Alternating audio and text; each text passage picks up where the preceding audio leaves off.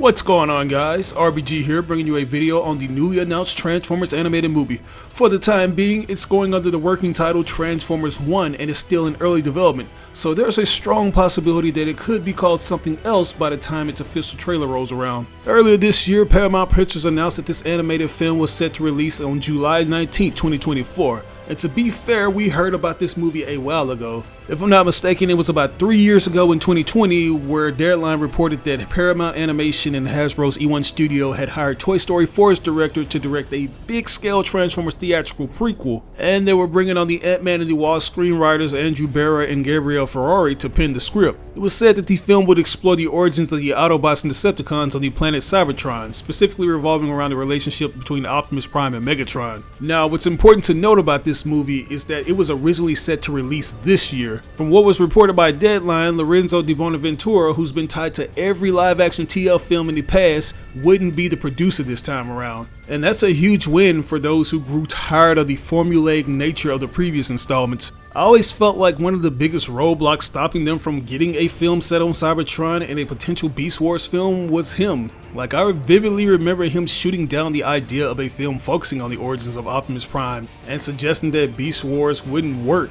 But now we have Rise of the Beast that was originally set to release in 2022 releasing this year, and Transformers 1 will be releasing next year. And this is great news because it's something that the fans have been asking for what seems like an eternity.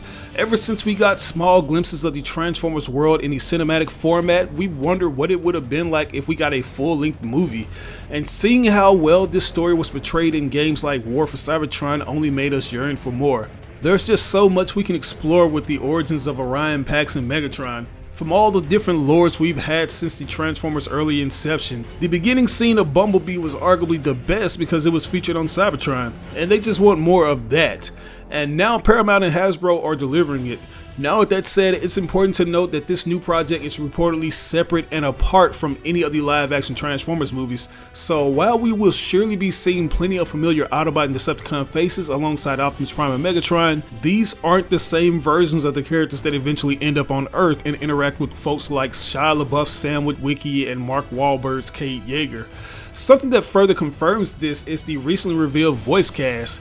Instead of having the iconic Peter Cullen reprise his role as Optimus Prime, we'll be getting Chris Hemsworth, who's mostly recognized as Thor from the MCU. Scarlett Johansson will voice Optimus Prime's longtime love interest Elita, and the castmates also include Brian Tyree Henry as Megatron, Keegan-Michael Key as Bumblebee, John Hamm as Sentinel Prime, and Lawrence Fishburne as Alpha Trion. Ramsey Naito, president of Paramount Animation and Nickelodeon Animation, had this to say about the project in an official statement. "I'm so excited and proud to be working with Hasbro and eOne to bring the first animated Transformers movie to theaters for a never-before-told story. I'm honored to have such incredible talents come together to portray these well-known and much-loved characters in an origin story at the heart of the franchise." So yeah guys, this is a totally different voice cast that we've been accustomed to in the Transformers cinematic universe, and it's pretty much doing its own thing here.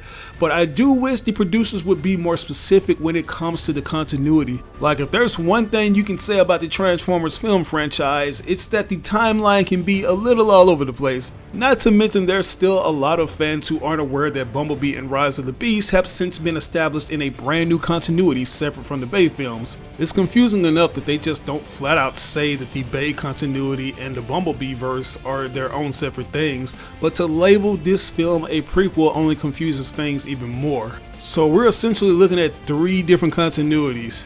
And if you ask me what I think about it, I'm totally fine with this choice, because it's been proven that a separate film verse can be a good thing if done right. We have the newly established Spider-Verse, which is a shared multiverse of different Spider-Man universes. And to be fair, this was already an established concept in the Amazing Spider-Man comic book, but it became even more commercialized once Spider-Man Into the Spider-Verse was released in theaters.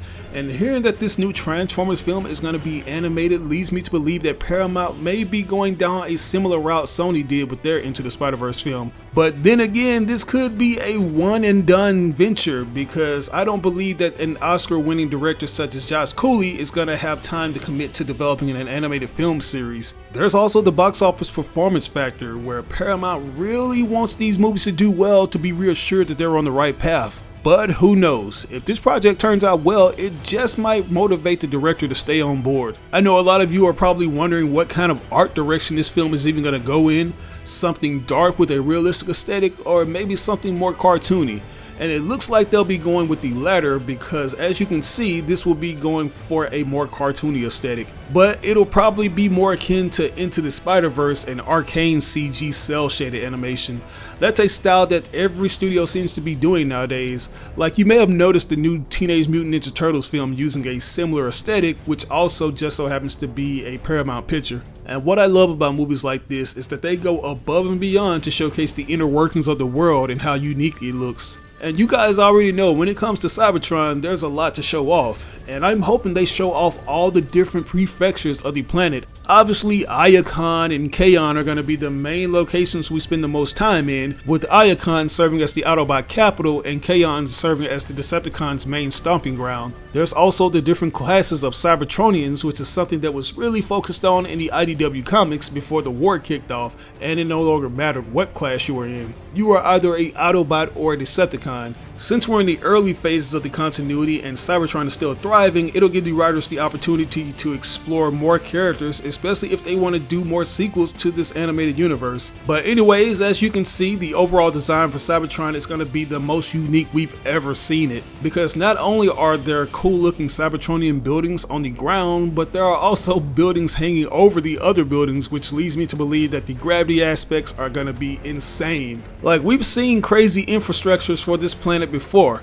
Even though it's not my favorite depiction, I still think the Bayverse version of Cybertron has to be the most complex with all the hexagons, because it just makes you wonder how it all works and what's the purpose. And then you have the Bumblebee movie, which is by far the most screen accurate depiction of the metallic planet that we all know to be the Transformer god himself, Primus. Anyways, TFW 2005 was able to get an interview with Lorenzo DiBonaventura on what we could expect from this film. As mentioned earlier, he's not directly involved with this project since he mainly deals with the live action side of things, but he has been overseeing it as it continues its development. During the interview, they asked if the rumors of the film being set on Cybertron were true and if it was anything that he could tease about the film. And he replied with this: "I could tell you really important parts of this story, which is more than a tease. This is something we were trying to do. We debated a lot about it in live action, and it just was financially impossible to do, which is the origin story of young Megatron and young Optimus. If you know the origin, they started as friends, and over time things devolved for them, and they ended up on two sides. So we're telling the young Optimus and young Megatron story. We really are telling the origin story of all Transformers, both what they were at the beginning of it to how they grow apart." So as you hear, this will in fact be telling the classic tale of Optimus Prime and Megatron. Optimus will probably start off as a simple worker or a reference clerk who essentially looks up to Megatron. The writers could also lift certain elements from the Bay movie tie-in comics where Optimus is the leader of the science division while Megatron leads the defense force. But I have a nagging suspicion that they'll just make Megatron a gladiator who doesn't agree with the way Cybertron is being run by the High Council. As mentioned earlier, there are many stories that they could adapt, but I'm willing to bet that Megatron is going to start off as a lowly citizen and gradually work his way up through fighting in the gladiatorial arena. Looking at this picture, you can see that he's going to be a super imposing figure. If you notice, he's the tallest, towering over Optimus, Alita, and Bumblebee. They all look like they're going to be a tight group of friends, but somewhere along the way, you just know there's going to be something that sets Megatron off the deep end. But moving on, Bonaventura goes on to say that he believes that the story they want to tell is a natural trilogy, with more films already being planned beyond the first one. Saying, and I quote, "We're hoping that there is enough emotional construct to that. That would lead to a trilogy of it because personally I think there's a natural trilogy. I'm not always looking to do multiple movies, but there's a natural trilogy around their friendship. So you're going to see Cybertron in a way you've never seen it, that no one's ever seen it before. Because we're doing animation, we're allowed to really go all out. If you tried to make this live action, it would probably be a $1 billion movie or something." So he's basically confirming what I said in regards to exploring the planet of Cybertron even more. Obviously, due to budgetary reasons, we couldn't quite get that in the live action movies. Like, the most they could do is give us a brief moment on the planet because they're completely CGI. And I know some of you are probably saying, okay, if that's an issue, then why are we literally getting a CGI movie based on Cybertron now with no problem? And that's mainly because those instances we've seen in the previous films were made with realism in mind. Don't get me wrong, they were animated CGI sequences, but the idea was to make it match with the realistic setting the movie takes place in, which means they had to add great layers of detail to convince the viewers that it was real. But in this upcoming film, the animation team has a lot more flexibility to create more without having to add all the detail. That's one of the beauties of crafting a world using your own design style. So as opposed to this film having a staggering budget seeping somewhere in the 300 millions range like we've had for Transformers The Last Night, it will only have to use at least 100 million or less to pull off the CGI animation. But moving on, Lorenzo goes on to compare the fall of Cybertron to that of Krypton, saying, and I quote, "You're going to see a lot of the origins of the society and what broke it apart. The analogy for me is a bit like Krypton when you saw the planet falling apart and all that. We're not there for a short time, we're there the entire time of the movie, we're on Cybertron. But we are in the challenge that, if you know the lore, they begin to question the hierarchy of how their society has gotten stratified, and how the common man doesn't have the voice entirely that they want to have. We're falling very true to the origin story of it, and it's really fun too because I've gotten to see some of it. It's not fully executed by any stretch of the imagination, but hearing Optimus and Megatron not as who we know them as, which we see their maturation in this experience. So in a sense, you're hearing a different character because you're hearing them before they have matured.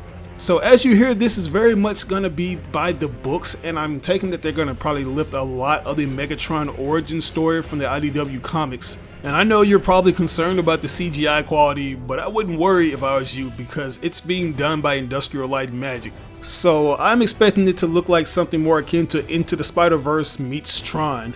But anyways, that's all the news I have for you guys today. We still have a ways to go before we see more images and an official trailer, and until we do get those things, I want to hear your thoughts. Are you excited about these details pertaining to a young Optimus and Megatron? And how do you feel about the movie taking place on Cybertron? Let me know down in the comments below.